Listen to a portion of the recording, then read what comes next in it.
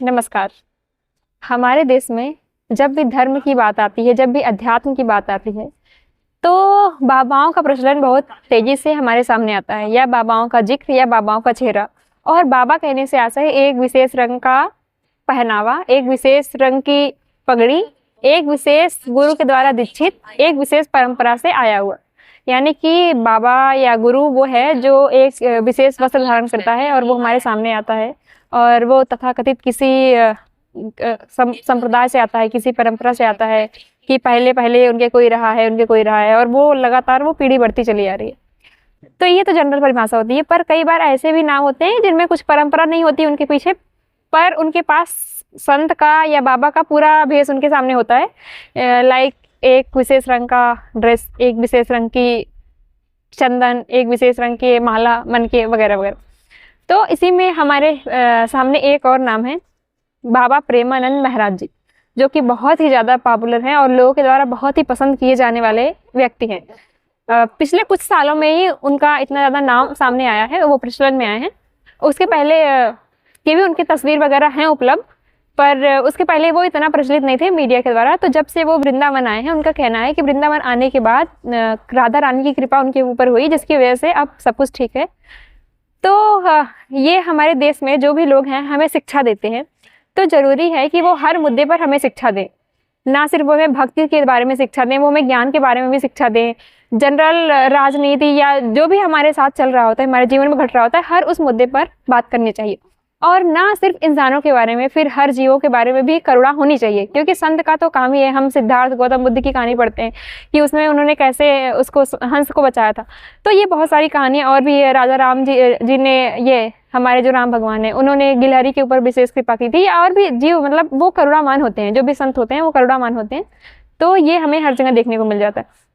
पर अभी आपको पता है कि हमारे भारत की हालत किस तरीके से कितनी नाजुक है और जानवरों के लिए कितनी ज़्यादा भयानक है। जानवरों के लिए, हम इंसानों के लिए भी है, पर हम इंसानों के लिए ये धीरे धीरे हानिकारक है, पर जानवर के लिए या अन्य प्रजातियों के लिए ये बहुत ही ज़्यादा घातक है। लगातार कितनी प्रजातियाँ विलुप्त हो जा रही हैं जो अब वापस इस पृथ्वी पर नहीं आएंगी, जिनकी वजह से इकोसिस्टम अच्छा है, जिनका बहुत सारा योगदान है। क्योंकि हम जब भी इकोसिस्टम पढ़ते हैं, उसमें हम पारिस्थितिकी तंत्र में पढ़ते हैं कि ये पूरी श्रृंखला होती है, जिसमें एक के बाद एक हर जीव एक दूसरे पर निर्भर होता है। और कई ऐसे उदाहरण भी हमें अपने विज्ञान में मिल जाएंगे, जनरल विज्ञान में मिल जाएंगे, कि कब हमें एक जीव को हमने हटाया तो उसकी जगह पे उसके साथ और भी जो जीव रह रहे थे वो नहीं बचे। कभी कंपटीशन के एग्जाम्पल में पढ़ते हैं, हम म्यूचुअलिज्म के एग्जाम्पल पढ़ते हैं वगैरह। हम जब भी पढ़ते हैं अपने जनरल नॉलेज में, या हम अपने पारिस्थितिकी तंत्र के बारे में पढ़ते हैं, तो वहाँ पे हमें ये सब पढ़ने को मिलता है। ये हम उदाहरण जब पढ़ते हैं, और ये रियल होता है, हम अपने आसपास भी देख पा रहे होते हैं कि अगर हमारे साथ कोई कंपटीटर नहीं है तो हम उतनी तेज ग्रोथ नहीं कर पाते हैं। डार्विन जी ने लिखा है struggle for existence, survival of the fittest. यानी कि अगर आपको सर्वाइव करना है तो आपको स्ट्रगल करने आना चाहिए। पर ये स्ट्रगल कोई जीव उतनी ही हद तक कर सकता है जितनी उसकी क्षमता है। जितना हम अभी कंजम्पशन बढ़ा दिया है हमने मीट का और डेयरी पदार्थों का, जितना हम कंजम्पशन कर रहे हैं उतना कोई भी जीव सहन नहीं कर सकता है। और लगातार क्लाइमेट चेंज में इतने ज़्यादा बदलाव जो हो रहे हैं, ये हर जीव के लिए ये फेवरेबल नहीं है। हम तो घर में रह लेते हैं, हम ठंडी बढ़ गई तो ज़्यादा ओढ़ लिया हमने, ज़्यादा गर्म कपड़े पहन लिए, पर जिस भेड़ से हम ऊन निकालते हैं उसको भी तो ठंड लगती है ना। पर ये सब हम नहीं सोचते। तो मेरा ये कहना था कि जो भी हमारे शिक्षक के रूप में हमारे जीवन में आए, चाहे वो हमारे माता पिता हों, भाई बहन हो, या गुरु हों, या कोई भी हो जो हमारे जीवन में आ रहे हैं एक शिक्षक के रूप में, उनका ये दायित्व होता है कि वो हमें पूरे तरीके से सब चीज़ के बारे में बताएं।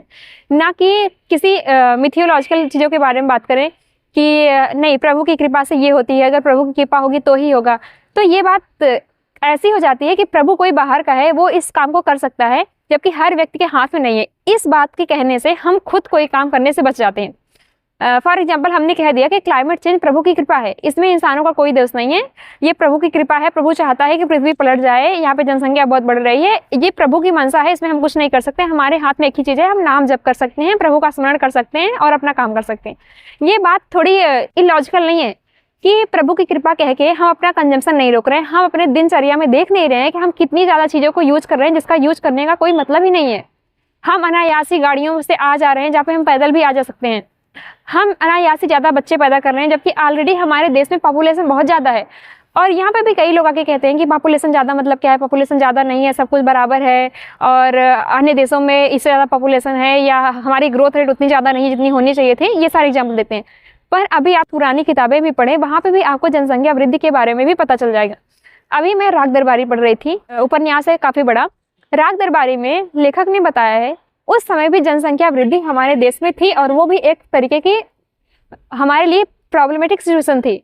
और अब तो इतने दशक बीत चुके हैं, अब तो वो और ही ज़्यादा बढ़ चुकी है, पर हम लगातार इस तथ्य को अनदेखा करते जा रहे हैं कि प्रभु की कृपा है या हमने कुछ नहीं किया है। तो इस काम को कह के सीधे सीधे हम इससे बचना चाहते हैं। अब बात आती है जब मीट इंडस्ट्री की, तो हम कहते हैं कि मीट इंडस्ट्री क्या, ओवरऑल जो एनिमल के थ्रू हम यूज़ करते हैं, चाहे वो लेदर हो, चाहे वो हमारे डेयरी प्रोडक्ट्स हों, चाहे वो हमारा ये मीट इंडस्ट्री हो, जो भी हम यूज़ करते हैं एनिमल्स रिलेटेड, हम उससे सीधे सीधे कह देते हैं कि प्रभु की इच्छा है। मतलब जिस जानवर को हम मार रहे हैं अपने यूज के लिए, हम अपने गाड़ियों के सीट के लिए यूज़ कर रहे हैं, हम अपने पहनने के लिए यूज़ कर रहे हैं, बाइक के लिए यूज़ कर रहे हैं, हम कह देंगे प्रभु की इच्छा है। मतलब एक तो ये बात है कि हमें ये तथ्य दिखाया भी नहीं जाता। जहाँ पे ये चीज़ें हो रही होती हैं, जहाँ पे मीट इंडस्ट्री होती है, जहाँ पे जीवों को काटा जा रहा होता है, जहाँ पे लेदर बनाया जा रहा होता है, वहाँ पे हमें ये तो इतना वीडियो अवेलेबल ही नहीं है जो हमें दिखाया जाए, तो वो दिखाया भी नहीं जाता है। और ना ही हम इतने जागरूक हैं खुद जाके सर्च करें और देखें कि वास्तव में जीवों के साथ कितनी हिंसा हो रही होती है। अब जब आप प्रभु की कृपा कर देते हो, आप बच जाते हो। अब इसमें एक बात और भी होती है कि हमें पढ़ने की कोई ज़रूरत नहीं है, जो कि प्रेमानंद महाराज जी कहते हैं कि उनके पास जो भी ज्ञान है, उनके पास अच्छा ज्ञान है, बुरा ज्ञान है, इसमें मैं नहीं बोलूँगी, पर उनके पास जो भी ज्ञान है वो कहते हैं उन्होंने कोई किताब नहीं पढ़ी है, पर उनके पास प्रभु की कृपा से आया है। तो क्या ये बात हर किसी के लिए वाजिब है कि हर किसी को पढ़ने की ज़रूरत नहीं है, उसके पास ज्ञान आ जाएगा? मतलब इस बात का क्या एसेंस है कि ठीक है, आप अगर फॉर्मल डिग्री नहीं ले रहे हो, कि आपने कहा कि हम फॉर्मल डिग्री नहीं लेते, पर अगर आपने किताबों का अध्ययन नहीं किया है, तो फिर हमारा माइंड कैसे डेवलप होगा? हमारा माइंड सूचनाओं के आधार पर ही डेवलप होता है। तो जो सूचनाएं हमारे भीतर डाली जाएंगी, हम उसी अनुसार काम करेंगे। तो अगर हम कोई भी ऐसे तथ्य नहीं पढ़ रहे हैं, हम प्रश्न करना नहीं सीख रहे हैं कि कोई चीज़ कैसे हुई, आज जो साइंटिफिक ज़माना है, इतना सब कुछ आगे आ चुका है, हम अगर ये नहीं पूछेंगे कि ये मशीन कैसे कार्य करती है, इस मशीन को कार्य करने के पीछे क्या मैकेनिज्म चल रहा है, या हम अपने जीवन में जो भी निर्णय ले रहे हैं वो क्यों ले रहे हैं, हमारी बॉडी में कौन से केमिकल्स कैसे रिएक्ट करते हैं, ये सब हम नहीं जानेंगे, तो हम क्या केवल गुमराह ही नहीं होते रहेंगे। अभी ज्योतिराव फूले जी की गुलामगिरी है, उसमें उन्होंने इतने ज़्यादा तथ्य दिए हैं कि अगर कोई भी ऐसा व्यक्ति नॉर्मल जो बहुत कहानियों किस्सों को मानता होगा, उसके लिए ये बहुत ही घातक हो जाएगी वो पुस्तक। वो तुरंत आक्रामक हो जाएगा और वो चाहेगा कि तुरंत इस किताब को वो फाड़ दे या फेंक दे। उन्होंने आपके जीवन में जो भी आप चीज़ें मानते हो, चाहे वो ईश्वर से रिलेटेड हो, ब्रह्मा से रिलेटेड हो, विष्णु से रिलेटेड हो, राजा बलि हो, नरसिंह अवतार हो, जितने भी आपके अवतार हैं जिनके बारे में आप सुनते आए लगातार, उन्होंने उन सारे पर कटाक्ष किया है। और ऐसा नहीं कि वो कोई ऐसे नॉर्मल व्यक्ति थे और कहीं से आके उन्होंने कटाक्ष कर दिया। हम सभी जानते हैं कि शिक्षा के क्षेत्र में बहुत बड़ा योगदान उनका रहा है, और साथ ही उनकी पत्नी सावित्रीबाई फुले जी का रहा है। तो उनकी गुलामगिरी रचना है, उसमें उन्होंने इतनी ज़्यादा गहराई से हर चीज़ के बारे में व्यू दिया है, और उन्होंने प्रश्न किया है कि आप ही बताओ ये कैसे हो सकता है लॉजिकली। पर हमें हर बात को इस चीज़ में सोचने में अच्छा लगता है कि ऐसा हो जाता है, हम नहीं कर सकते पर ऐसा हो जाता है। कहानियों में जीने में हमें बहुत रस आता है, क्योंकि कहानियाँ हमारे ढर्रे को नहीं तोड़ रही होती हैं।